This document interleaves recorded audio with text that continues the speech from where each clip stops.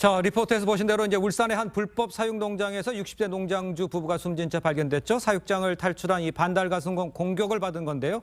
어떻게 이런 일이 있었는지 이제 관련 소식과 함께 주간 이슈도 살펴보도록 하겠습니다. 네, 장유미 변호사 계속해서 함께 하시고요. 승재현 형사법무정책연구원 선임연구위원 모셨습니다. 안녕하세요. 네, 안녕하세요. 안녕하십니까. 자, 지금 보면 이 공격을 받은 흔적은 있고 곰은 사살된 상태군요. 네네, 예. 사실 맞습니다. 이게 곰이 원래는 4마리였어요. 4마리를 예. 사육하고 있었는데 한 마리는 이제 병사를 했기 때문에 3마리가 있었는데 그 2마리는 바깥에서 발견되고 한 마리는 우리 이제 사육장 안에서 발견되었는데요. 예. 그 돌아가신 분들의 그 몸의 상태를 보면 곰이 공격했다는 거는 이런 명확한 상황이고 그래서 그 곰들이 이제 바깥에 있는 그러니까 사육장 바깥에 있는 곰과 사육장 안에 있는 곰은 이제 경찰과 이제 엽사라고 이야기를 하죠. 그 사람들에 의해서 다 사살되었다라는 말씀드리겠습니다. 예. 그런데 좀 놀랐던 게 사고 농장에서 곰 탈출 사고가 난 게 처음이 아니에요. 그래요? 아니었습니다. 오. 지난해 5월에도 예. 곰들이 탈출을 했던 적이 있었다고 네네. 합니다.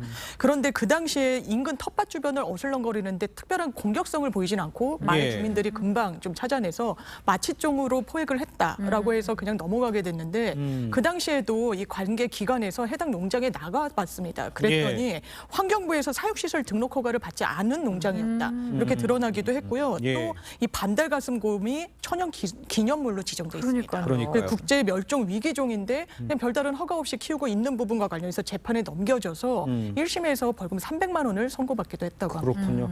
지금 나오는 얘기로는 4년 전부터 지금 허가 없이 이렇게 키웠다는 거 아니에요? 좀 관리가 안 되는 사각지대에 있었나요? 이게 사실 정부 측도 좀 문제가 있는 게 이게 뭐 네. 정부를 탓하려고 하는 게 아니라 그러면 곰의 불법 사육을 지금 우리가 발견을 했잖아요. 네네. 그럼 이 곰이 천연기념물이기 때문에 그 곰이 사람을 공격하지 않는 상태에서 사육했다는 거를 발견하고 불법이면 몰수를 하는 거예요.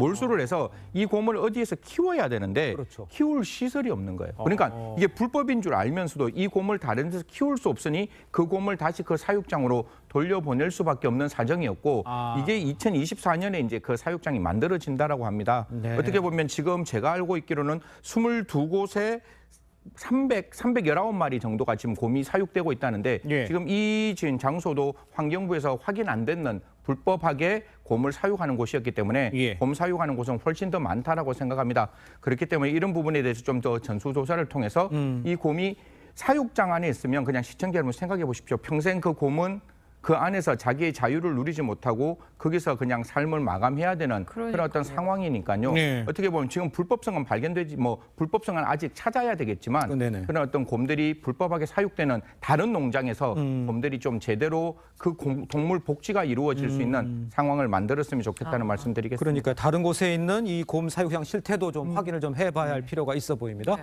자, 다음 이슈로 좀 넘어가 보도록 하겠습니다. 실내 마스크 해제 논의 이제 본격 착수한 정부가요, 착용 의무를 권고나 자율로 전환하기로 했습니다.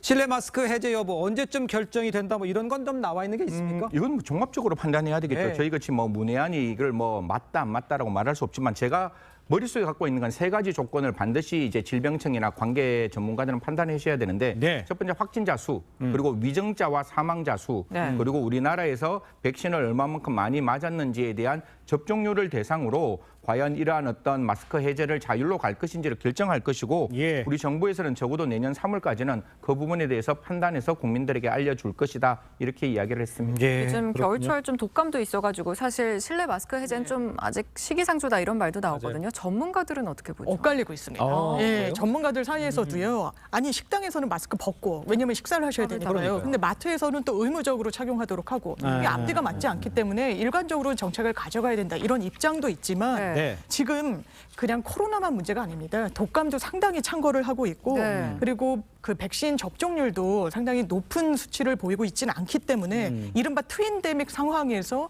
마스크 착용까지 자율에 맡기게 되면은 예. 더 이 부분이 문제가 될 수 있다는 전문가 의견도 나오고 있습니다. 그렇군요.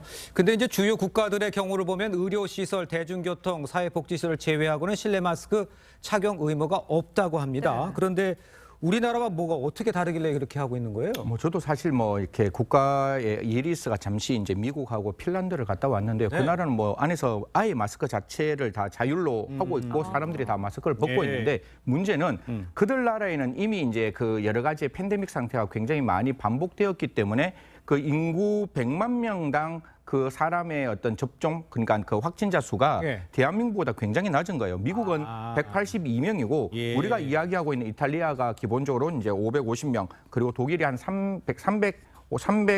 335명 정도 된다라고 제가 알고 있는데 네네. 우리나라는 그 숫자보다 훨씬 높은 숫자이기 때문에 예. 아까 변호사님 주신 대로 전문가들 사이에 갑론을박이 이어지고 있다 이렇게 말씀드리겠습니다. 지금 예. 정부에서 코로나 백신 접종, 2가 백신 접종 대상으로 또 12세 이상으로 좀 확대를 한 것 맞아요. 같아요. 독감 때문인가요? 그렇습니다. 청소년 독감 발병률이요. 네. 한 달 새 3배 이상 급증했다라고 하고요. 그렇군요. 코로나19 발생률도 2배 이상으로 높아지고 있습니다.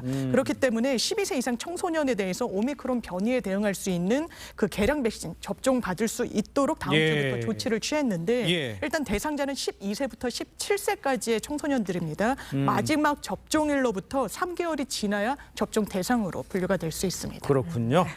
알겠습니다. 자, 두 분과는 여기서 인사 나누겠습니다. 고맙습니다. 네, 감사합니다. 감사합니다. 감사합니다. 감사합니다.